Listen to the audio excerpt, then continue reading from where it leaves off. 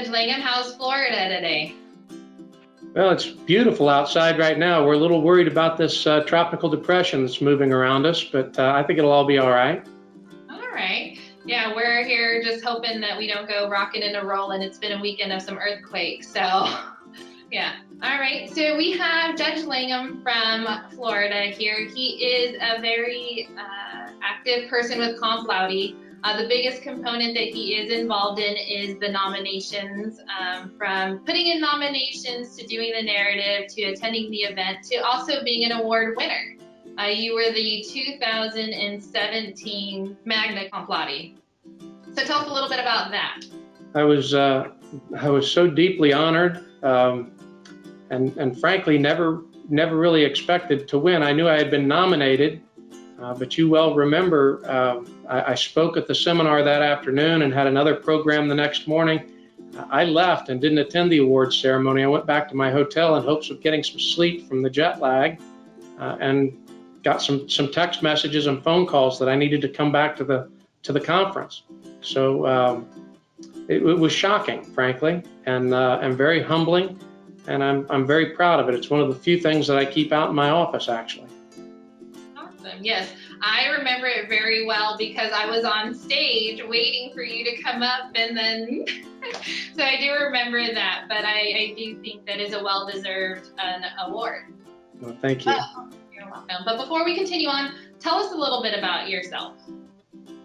All right. Well, I'm a native of nowhere, actually. I grew up in the Air Force. My father was an officer, and so I lived all over the country. Including in the great state of California once back in the dark ages.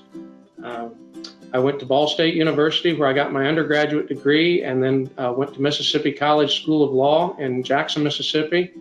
And an internship during my legal education was intertwined with workers' compensation with a firm that actually still practices in the field in Mississippi today. And so back in the presidential term of the first George Bush, 41, I got engaged in workers' compensation, and it sort of pulled me in, and I've never really gotten back out. So I'm just approaching 30 years in the workers' compensation industry. I've been privileged to work with people in a multitude of states, and I think from that I've got a pretty good idea of what the distinctions and the attributes are of different programs, and what different people are trying to do to make the system work for who I think the system is about, and that's employers and employees. I think the rest of us are kind of peripheral.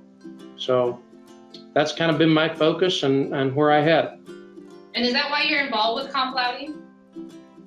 The reason that I find Comp Laude engaging is that everybody that I encounter, both in the process of the awards and in the actual presentation and the program and in the education, it's the fundamental definition to me of collegiality.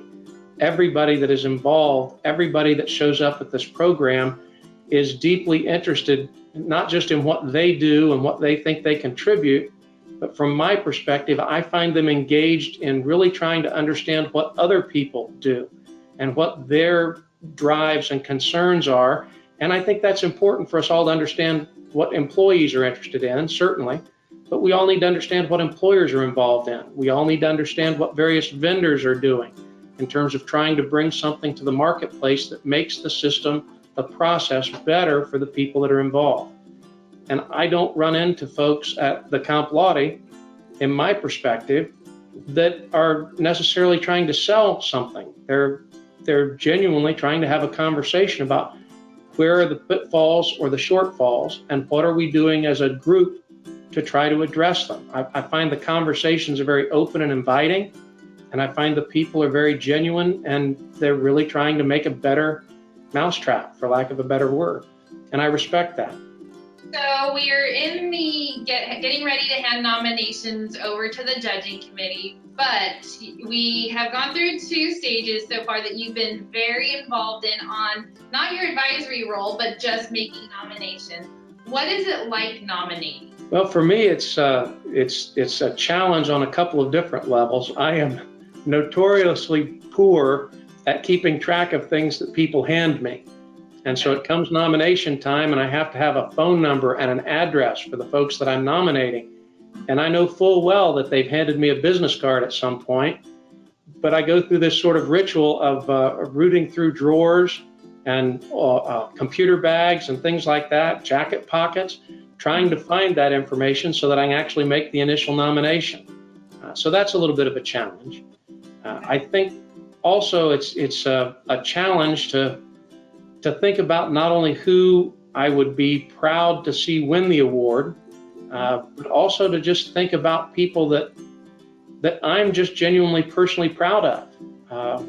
People that I think are contributing, people that I think are I don't want to say selfless, but they're cognizant of the fact that there's a bigger, grander process here than any of us as individuals.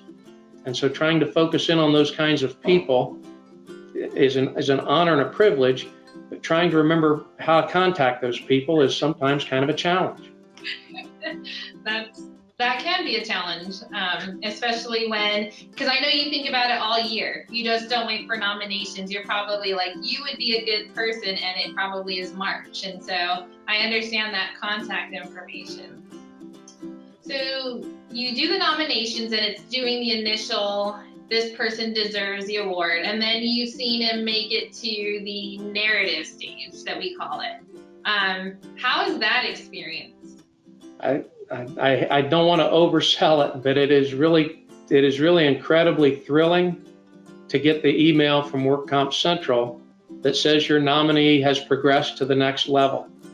It's validating. I don't want to make it sound trite, but it really is validating that you've taken the time to suggest somebody and a little description of them and why you think that they're a contributor. And then to have the screening process recognize that, this is somebody that really should be looked at more closely is really very, very validating and honoring to me as the nominator. It lifts you up. Have one of your nominations, because I know you nominate across the board on all the categories, has any of your nominees won? I've had several nominees win, actually.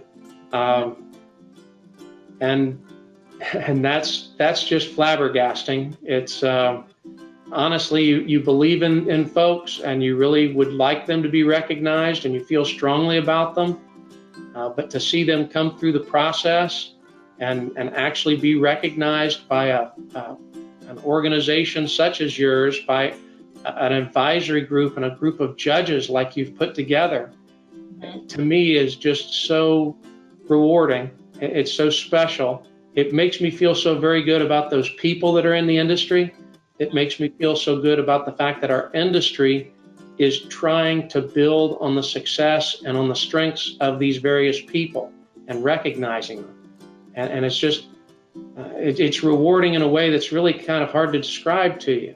It really makes you feel good that A, people care, and that B, maybe my perceptions of folks are shared by others. It's very validating and rewarding. So I know you're very involved in the awards process, but I don't think you've answered the question because I'm curious to see what your answer will be. What's your favorite part of Comp Laude? Honestly, it's the people. Okay, that's good. Yeah. I've enjoyed being on panels at Comp Laude, but 2 years ago, I literally sat by your registration desk and had a 2-hour conversation with Bill Zachary. And during the course of that conversation, we were joined by various others who came for some 10 minutes and some for an hour. Mark Pugh sat down and joined us, just various people coming and going.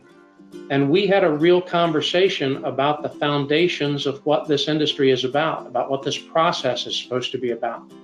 We talked about the effective delivery of medicine. We talked about moving disputes through a dispute resolution process.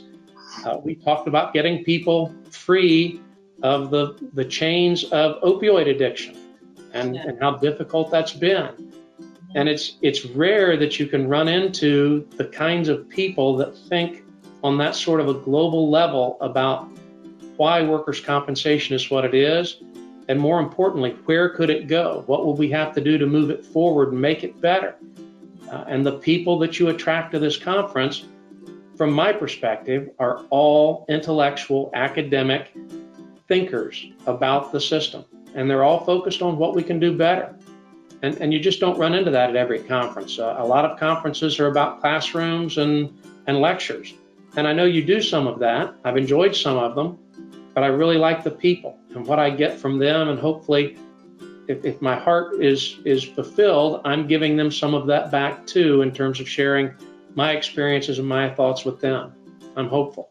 Well, I'm sure a lot of people are very honored and glad that you're in attendance. I know I do. I like having conversations. Thank you. So yes. Well, thank you so much for your time and jumping on with us and talking about Comp Laude. We couldn't do it without your support. If you'd like more information, go ahead and go to www.complaude.com to register or see the agenda, or just check out this event and understand what it's all about. And we're going to see you in Los Angeles this year, not San Diego, right? Yes, thank you for catching that. Yes, we're September 23rd through the 25th in Huntington Beach at the Paseo Hotel and Spa. Excellent. All right, I'm looking forward to it.